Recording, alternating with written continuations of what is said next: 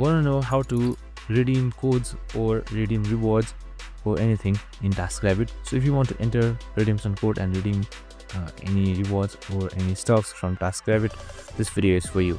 So in this video, I'm going to show you how you can do it, so you can get special discounts sometimes and some offers. So let's get straight to it. Now just simply head towards TaskRabbit.com and you should be under the dashboard right here. So once you're on the dashboard, make sure you are logged in as well. So we have also created a video on how to log in, so make sure to watch it. So on the top right side, you should be seeing account as well, so you can just simply select that.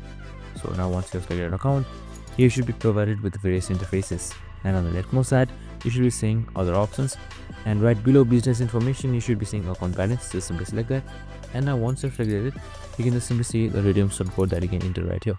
So you can just simply type in the redemption code that you had copied, select apply, and you should be good to go.